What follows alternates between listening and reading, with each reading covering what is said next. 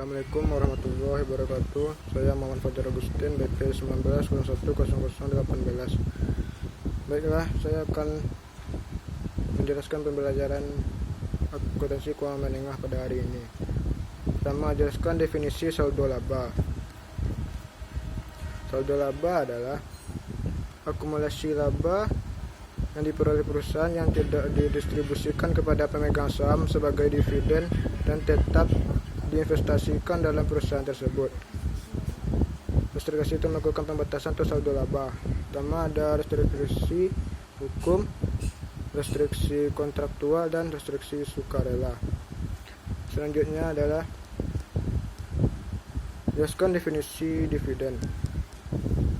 Dividen adalah bagian dari keuntungan perusahaan yang dibagikan kepada pemegang saham. Selanjutnya adalah jelaskan perbedaan dividen kas, dividen saham, dan dividen properti. Kalau dividen kas adalah perusahaan mendistribusikan kas kepada pemegang saham sebesar properti tertentu. Ada tanggal pengumuman, tanggal ex dividen, ada tanggal pencatatan, dan tanggal pembayaran. Kalau dividen saham adalah dibayarkan dalam bentuk saham. Yang selanjutnya dividen properti. Dividen properti ada pembagian dividen dalam bentuk aset perusahaan dan penilaian atas nilai wajar dari aset tersebut. Mengakui adanya keuntungan atau kerugian sebagai selisih dari nilai wajar aset dengan nilai buku aset pada tanggal deklarasi.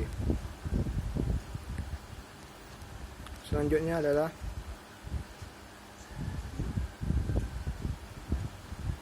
apa yang dimaksud dengan dividen likuidasi. Dividen likuidasi itu dividen ini tidak didasarkan pada laba dan menurunkan jumlah modal di sektor perusahaan. Selanjutnya adalah jelaskan dua metode pencatatan saham transfer. Ada dua metode. Yang pertama, metode biaya.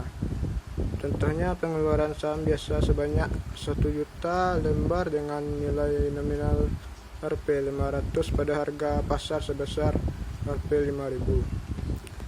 Di dalamnya ada jurnal kas, dijadikan 5 miliar. Ada modal saham biasa, ada 500 juta di kredit, dan agio saham biasa ada 4.500.000.000 rupiah dalam kredit. Ada pembelian saham treasury sebanyak 100.000 lembar dengan harga Rp6.000. Ada jurnalnya saham treasury yang berupa 600 juta dan kas di kredit 600 juta. Yang kedua ada yang contoh pelaku akuntansi transaksi saham treasury metode nilai nominal.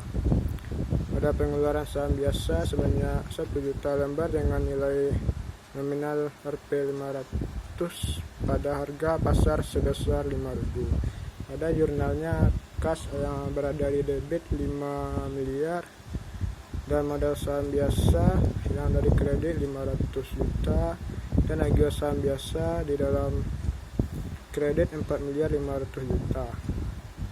Dan contoh lainnya pembelian saham treasury sebanyak 100.000 lembar dengan harga Rp6.000. Ada contoh jurnalnya saham treasury 50 juta, agio saham biasa di debit 450 juta, saldo laba di debit 100 juta, dan kas di kredit 600 juta. Itulah perbedaannya dalam segi jurnal. Selanjutnya